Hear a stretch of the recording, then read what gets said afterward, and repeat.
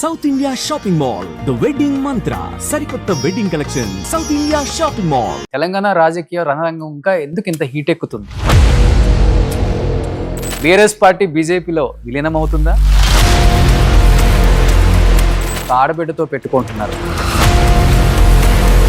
అసలు ఈ స్టేట్మెంట్స్ వెనకాల ఉంది బీజేపీయా కాంగ్రెసా? మనతో పాటు చర్చించడానికి సిద్ధంగా ఉన్నారు బీజేపీ ఎంపీ కొండా విశ్వేశ్వరరెడ్డి గారు. విశ్వేశ్వరరెడ్డి గారు నమస్తే. నమస్తే. బీఆర్ఎస్ పార్టీ అనేది బీజేపీలో విలీనం అవుతుంది, తెర వెనక మంత్రాలు జరిగాయని చెప్పుకోవచ్చా లేకపోతే జరుగుతున్నాయని చెప్పుకోవచ్చా? ఆ దరిద్రమైన పార్టీ దగ్గర రానిస్తావా మేము? బాబ్ బేటా బేటీక పార్టీ కాదు ఇది. కాంగ్రెస్ పోతే ఓమనండి, ఆ రియల్ ఎస్టేట్ రాముని మా దగ్గర పంపించకండి, గేట్ వరకు వచ్చినా తను నిలబడతాము. కవిత మేబీ పార్టీ పెడితే తెలంగాణలో మనుగడ ఉందంటారు అసలు? ఆ సింగరేణి బొగ్గు ఇంట్లోనే ఏదో పెట్టబోయింది, అక్కడ కూడా గెలవదు. లేక బయట పెట్టింది బీఆర్ఎస్ నాయకులు అంటారా లేకపోతే కేసీఆర్ ఉండొచ్చు. Hi hello, welcome to Suman TV. నేను మీ రోషన్. అసలు తెలంగాణలో 3.5 సంవత్సరాలు ఉంది ఇంకా ఎలక్షన్స్, కానీ ఏమవుతుంది? తెలంగాణ రాజకీయ రణరంగం ఇంకా ఎందుకు ఇంత హీట్ ఎక్కుతుంది? బీఆర్ఎస్ పార్టీ బీజేపీలో విలీనం అవుతుందా? నాతో పెట్టుకుంటే మసైపోతారు, ఒక ఆడబిడ్డతో పెట్టుకుంటున్నారు. నాకు ఈ పార్టీలో నాయకుడు కేవలం కేసీఆర్ మాత్రమే, నేను ఏదైనా చేయగలను. ఆడబిడ్డలతో పెట్టుకుంటే పక్క రాష్ట్రాల పరిస్థితులు ఏమయ్యాయో ఒకసారి గుర్తు తెచ్చుకోండి. ఇవన్నీ ఇప్పుడు కవిత గారి స్టేట్మెంట్స్. అసలు ఈ స్టేట్మెంట్స్ వెనకాల ఉంది బీజేపీయా కాంగ్రెసా? ఇది పెద్ద క్వశ్చన్ మార్క్ అనమాట. సో దీంతో పాటు మనతో పాటు చర్చించడానికి సిద్ధంగా ఉన్నారు సో బీజేపీ ఎంపీ కొండా విశ్వేశ్వరరెడ్డి గారు. విశ్వేశ్వరరెడ్డి గారు నమస్తే. నమస్తే. ఏంటి రాజకీయాలకు ముందే తెలంగాణ అంతా ఒక పక్క వర్షాలతో ఉంటే ఇంకో పక్క రాజకీయం అంతా హీట్ ఎక్కిపోయింది సార్, ఎలా చూడొచ్చు అసలుకి? ఏం హీట్ ఎక్కిపోలేదు. ఈ హీట్ ఎక్కిపోయింది కేసీఆర్ వాళ్ళ కుటుంబమే. ఓకే, తెలంగాణ ఎట్లుందో అట్లే ఉన్నది, ఏమీ హీట్ ఎక్కిపోలేదు. అది బీఆర్ఎస్ పార్టీ అనేది బీజేపీలో విలీనం అవుతుంది, తెర వెనక మంత్రాలు జరిగాయని చెప్పుకోవచ్చా లేకపోతే జరుగుతున్నాయని చెప్పుకోవచ్చా? ఆ దరిద్రమైన పార్టీ దగ్గర రానిస్తావా మేము? కాళేశ్వరంలో కుంభకోణాలు, ఓకే, తర్వాత లిక్కర్ స్కామ్లు, రియల్ ఎస్టేట్ స్కామ్లు, అటువంటి పార్టీని మా దగ్గర రానిస్తామా ఎప్పుడైనా? ఓకే, అసలే గేట్ దగ్గర కూడా బీజేపీ పార్టీ గేట్ దగ్గర కూడా రాలేము. అక్కడి నుంచే తను నిలగొడతారు వాళ్ళు ఇటు వస్తాయి. అసలుకి చర్చ లేనిది ఎందుకు వస్తారంటారు బయటకు అసలుకి? ఎందుకంటే జైల్లో ఉండగానే బీజేపీలో విలీనం చేయాలనేది వాళ్ళ డిసిషన్. నేను వద్దని చెప్పాను ఆ టైంలో, ఆ డిసిషన్ కి వెనక్కి తగ్గారు.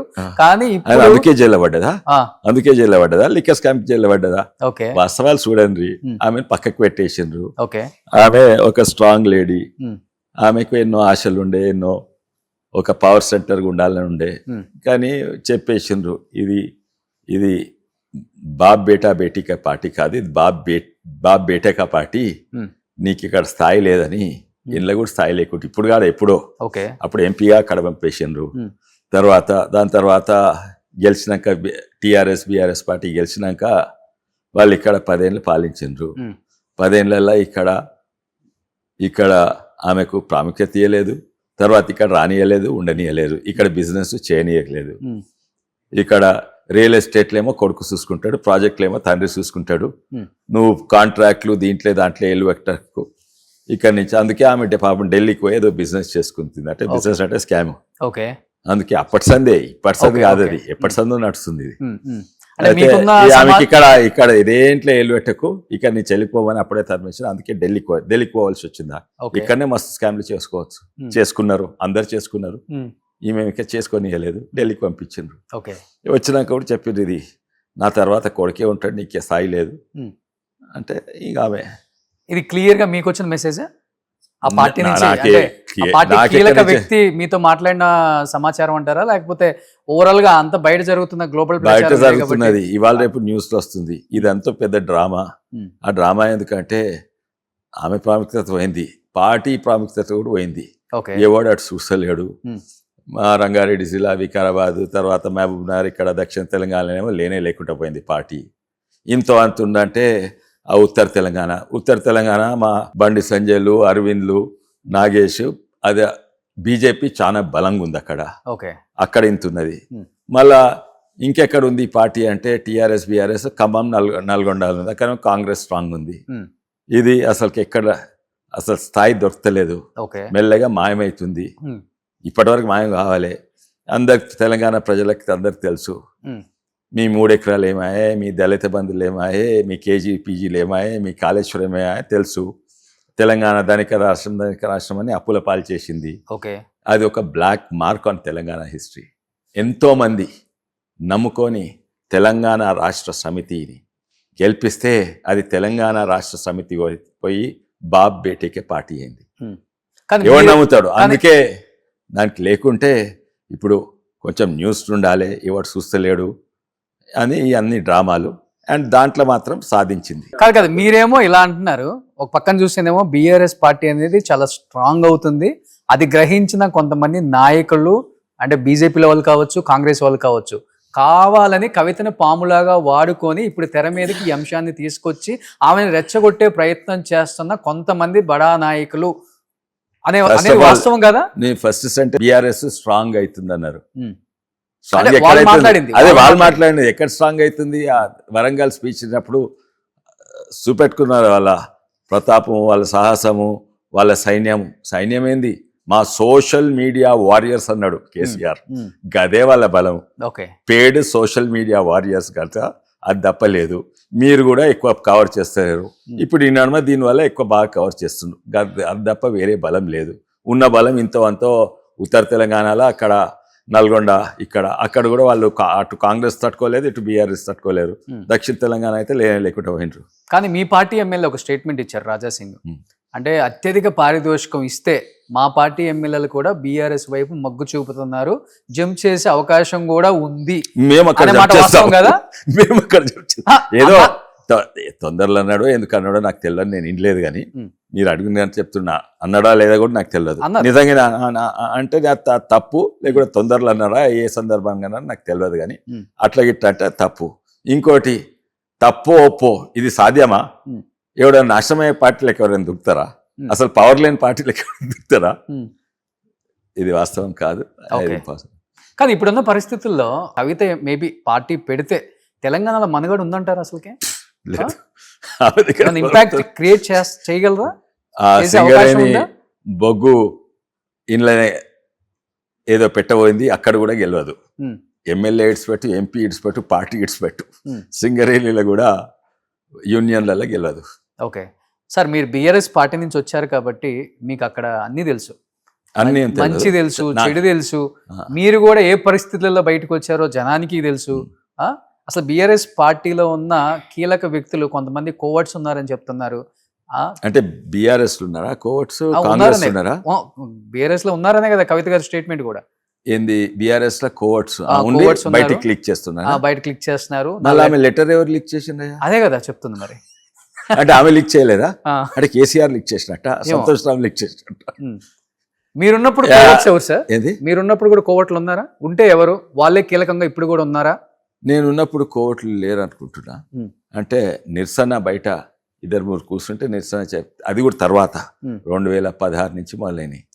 ఇదేం పార్టీ గిదేం పార్టీ అట్లాగని అట్లా కోవట్లు అప్పుడు లేరు అనుకుంటా. నేనున్నప్పుడైతే నేను అది గమనించాను. డైరెక్ట్ మీకు కనిపించి ఉండకపోవచ్చు కానీ నాకు తెలిసినదైతే ఎవరు కూడా కోవట్ కాదు. అందరు తెలంగాణ భక్తులు. తర్వాత కొంతమంది కేసీఆర్ భక్తులు అయినరు, కొంతమంది కవిత భక్తులు అయినరు, కొంతమంది కేటీఆర్ భక్తులు. హరీష్ రావు ఏమో అక్కడ పాపులర్ లీడర్, చాలా మంది ఆయనతో ఉండే. ఓకే, సో ఇన్ కేసు రేపు హరీష్ రావు గారు ఏమన్నా బీజేపీలోకి వచ్చే అవకాశం ఉందంటారా? పార్టీని చీల్చి కొంతమంది ఎమ్మెల్యేలను తీసుకొచ్చి స్పెక్యులేషన్ ఎందుకు? వాళ్ళ పార్టీ వాళ్ళు చూసుకోమనండి. అండ్ నాకు తెలియదు అవకాశం ఉంటే. కానీ ఎవరో ఒకరు లీడర్ ఉంటే కేసీఆర్ తర్వాత ఈయననే హరీష్ రావు. ఈయనేమో రియల్ ఎస్టేట్ రాముడు తీరుతాయండి, ఆమె ఏమో లిక్కర్ స్కామ్లో తయారైంది. వీళ్ళని ముట్టుకోరాదు ఎవరు కూడా, ప్రజలు వీళ్ళని నమ్మరు. ఓకే, కానీ కవిత వెనకుండా నడిపిస్తుంది ఏ పార్టీ అంటారు? ఎందుకంటే ఒకవైపు వినపడుతుంది నా దగ్గర 10 మంది ఎమ్మెల్యేలు ఉన్నారు, మీ పార్టీలో తీసుకొస్తే నాకు మినిస్ట్రీ ఇవ్వండి. అక్కడ పోతే బొమ్మనండ్రి, కాంగ్రెస్ పోతే బొమ్మనండ్రి. కానీ మీ ఆ రియల్ ఎస్టేట్ రాముని మా దగ్గర పంపించకండ్రి, ఇక్కడ గేట్ వరకు వచ్చినా తను నిలబడతాం మేము, మా పార్టీ గేట్. మీ పార్టీ గేట్ అంటే కొండ విశ్వేశ్వరరెడ్డి గారు చెప్తే అయిపోతుందా? ఇది ఏమో అధిష్టానం హైకమాండ్ సిద్ధంగా ఉందేమో. సిద్ధంగా ఎందుకు ఉంటుంది ఆ. సిద్ధంగా ఆ. ఇంత బ్లాక్ మార్క్ ఉన్న పార్టీ, ఉమ్. ఇన్ని స్కామ్లలో ఉన్న పార్టీ బీజేపీ వెల్కమ్ చేయదు. ఓకే. ఇంకోటి మీరు అది పెట్టుకోండి, పోయిన అసెంబ్లీ ఎలక్షన్స్ ఎందుకు ఓడిపోయింది బీజేపీ? అసలు బీజేపీకి రావాలి అప్పుడు. ఉమ్. ఇదైతే ప్రజలు నిర్ణయం తీసుకున్నారు టీఆర్ఎస్ బీఆర్ఎస్ పార్టీని బొందబెట్టాలని. ఉమ్. వాళ్ళు ఎన్నో ఎలక్షన్స్ మున్గోడులో కాంగ్రెస్ తోటి కుంభక్కైనరో తెలుసు. కానీ అసెంబ్లీ ఎలక్షన్స్ వచ్చే వరకు వాళ్ళు రేవంత్ రెడ్డి గారు మా మీద ఆరోపణ పెట్టింది ఏంటంటే మీరు కవితను అరెస్ట్ చేస్తే మీకు బీజేపీకి పొత్తుందని. ఉమ్. కొంతమంది ప్రజలు నమ్మిండు. దానివల్లనే, లేకుంటే దానివల్లనే మేము సీట్లు ఎక్కువ గెలవలేకపోతే. ఉమ్. కానీ అంతకుముందు మీకు యాదికుండొచ్చు, ప్రతి బై ఎలక్షన్స్ కాంగ్రెస్కు డిపాజిట్ లేకుండా పోతుండే, మేము గెలుస్తుంటుంది. అట్టి పరిస్థితి నుంచి కేవలం మా మీద ఆ గులాబీ బురద చల్లినందుకు ప్రజలు కొంతమంది నమ్మి మాకు ఓటేయలేదు. కానీ ఇప్పుడు మళ్ళీ అదే మిస్టేక్ చేస్తే అయితే చెయ్యరు. అండ్ వాళ్ళు చేసినా కూడా మేము దగ్గర రానియం. అప్పుడు మా వాళ్ళు అట్లా అంటుంటే చాలా మంది సపోర్ట్ ఎక్కువ ఉన్నారు. ఓకే. నేనైతే ఉన్నాను, చాలా మంది పార్టీ వాళ్ళు ఉన్నారు. మా బీజేపీ పార్టీ ఇది చూడండి, మా పార్టీ సోషల్ మీడియాలో చూడండి, మా పార్టీ ఎవరంటున్నారు? ఎవరన్నా అన్నారా? కిషన్ రెడ్డి గారు అన్నారా? లక్ష్మణ్ గారు అన్నారా? బండి సంజయ్ అన్నారా? అరవింద్ అన్నారా? ఎవరన్నారు? ఈటల రాజేందర్ గారు అన్నారా? లేకుంటే అరుణ గారు అన్నారా? ఎవరు అనలేదు. ఓకే. రఘునందన్ అన్నారా? ఎవ్వరు కూడా దగ్గర వస్తే రానియము. దగ్గర వస్తే ఇట్లా ప్రజలు చేస్తే మేము దాన్ని విమర్శిస్తాం. ఓకే. ఎవరన్నా, నేను న్యూస్ ఎక్కువ చూస్తలేము ఎందుకంటే తిరుగుతున్నాను, ఎవరన్నా అన్నారా అవును ఇది సాధ్యమని? ఎవరని లేదు. మేబీ ఆమె వస్తే స్ట్రాంగ్ అవుతుందేమో పార్టీలో, ఆమె కూడా ఒక నాశనం అయిపోతుంది, అది గ్యారంటీ.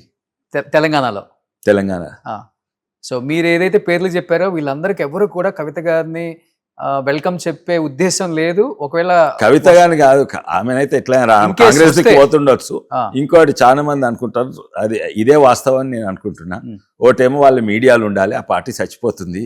ఇప్పుడు మీ అసంటోళ్ళు ప్రశ్నలు ఇంటర్వ్యూ చేస్తే కవిత గురించి మాట్లాడుతున్నారు, టీఆర్ఎస్ బీఆర్ఎస్ గురించి మాట్లాడుతున్నారు, అది వచ్చింది. కానీ ఆ పార్టీ అసలుకు బతుకుండాలంటే ఎట్లా, అది బొందబెట్టేసిండు పార్టీని. బతుకుండాలంటే ఒక మార్గం నేను అనుకుంటున్నది, కేసీ రావుదే ఆ ఫామ్ హౌస్ కూర్చొని నేను అంతా డిసైడ్ చేసినట్టున్నాను. కవిత నువ్వు ఇట్లా చెప్పామమ్మా, మీరు ఇట్లా చెప్పామని ఆయనే డిసైడ్ చేసినట్టుంది. ఎందుకంటే టీఆర్ఎస్ అయితే గెలవం, మీరు కొంతమంది అటువంటి, కొంతమంది ఇటువంటి, కొంతమంది అటువంటి, తర్వాత కుటుంబం అని ఒక్కటే గెలిచినాక మళ్ళీ ఒకసారి రాండి. ఓకే. అదే ఉండొచ్చు. అంటే వాస్తవంగా చెప్పాలంటే కవిత గారు అమెరికా వెళ్ళినప్పుడు లెటర్ బయటకు వచ్చింది. సో ఆమె అమెరికా నుంచి బయటకు వచ్చి ఈ లెటర్ మీద స్పందించి మళ్ళీ నేను ఒక స్టేట్మెంట్, అంటే చాలా పెద్ద స్టేట్మెంట్ చెప్పొచ్చు, ఆ స్టేట్మెంట్ ఇచ్చే టైంకి కేటీఆర్ గారు మళ్ళీ అమెరికా వెళ్ళిపోయారు. ఎలా చూడొచ్చు సార్ ఇది అసలు? నేనైతే చూస్తాను మన అమెరికా ఓని, దుబాయ్ ఓని, ఎక్కడైనా ఓని, నాకు తెలియదలుచుకోలేదు. అండ్ వాళ్ళు ఏమైనా చేసుకోండి, ఆ పార్టీ విషయాలు నాకు సంబంధం లేదు. అండ్ మా దగ్గరికి అయితే, మా జోలికైతే రానివ్వరు. అది రానియము. బీజేపీలో బీఆర్ఎస్ విలీనం అనేది జరగదు. ఎవరో ఒకరిద్దరు మంచోళ్ళు ఉంటే వస్తుండొచ్చు, కానీ ఆ బాబ్ బేటీను రానియము. బేటీ అయితే అక్కడికే వస్తున్నది, కాంగ్రెస్ పోయినట్టు కాదు. మీరు ఆల్రెడీ కాంగ్రెస్ నుంచి వచ్చారు, మీకు కాంట్రాక్ట్స్ ఉన్నాయి కాబట్టి, రేవంత్ రెడ్డి గారితో కూడా కాంట్రాక్ట్స్ ఉన్నాయి కాబట్టి, విశ్వేశ్వర రెడ్డి గారికి మేబీ కవిత గారు అక్కడ అన్ని పార్టీలు మంత్రి అడిగారు అని పేపర్లలో వింటున్నాము. కానీ సాధ్యం కాదు, ఆ బోర్డు కూడా ఫుల్ ఉన్నది, వాళ్ళే కొట్లాడుకుంటున్నారు. ఓకే. కొత్త క్యాబినెట్లో నేనుంటానని వాళ్ళకే నిద్ర పడతలేదు. ఈమెను ఎక్కడ తీసుకుంటారు? ఇది ఓన్లీ కేసీఆర్, అక్కడ వాళ్ళు తీసుకోరు, మేము తీసుకోరు. ఓకే, కానీ మాకు చాలా సంతోషము, వీళ్ళు అక్కడ జాయిన్ అయితే సంతోషం. ఓకే. సో ఓవరాల్గా బీఆర్ఎస్ లో బీజేపీ విలీనం ఉండకపోవచ్చు అనేది క్లియర్. ఇది నేను అనుకుంటా, ఆయనదే అనుకుంటా, కవిత అది కాదు, ఈయన కాదు, ఆమె కావాలి. ఈయనేమో పార్టీ ఎట్లా బతికియాలని, ఇది పార్టీ బతికిచ్చే స్ట్రాటజీ. పార్టీని మళ్ళా కొంచెం న్యూస్ ఉండాలి, ప్రాముఖ్యత రావాలని. ఓకే. అంతకంటే ఎక్కువ లేదు. సో సోషల్ మీడియా ఎఫెక్ట్ అంటారు అంత చెప్పే మా సోషల్ మీడియా వారియర్స్ వరంగల్ స్పీచ్లో చెప్పిండు, గది తప్ప ఏం లేదు. సోషల్ మీడియా వారియర్స్ అండ్ పైసలు తప్ప వాళ్ళ దగ్గర ఏం లేదు. ఓకే. సో లేఖ బయట పెట్టింది బీఆర్ఎస్ నాయకులు అంటారా, లేకపోతే కేసీఆరే ఉండొచ్చు? అవునా? ఆయనే ఇది అదే అనుకుంటా, నాకు తెలియదు కానీ చూస్తుంటే అట్లే అనిపిస్తుంది. ఎందుకంటే పార్టీని బతికిస్తేందుకు ఇవన్నీ చేస్తున్నారు. అంతే. సుమన్ టీవీలో మీ పర్సనల్ అండ్ బిజినెస్ ప్రమోషన్స్ కోసం కింది నెంబర్కి కాంటాక్ట్ చేయండి.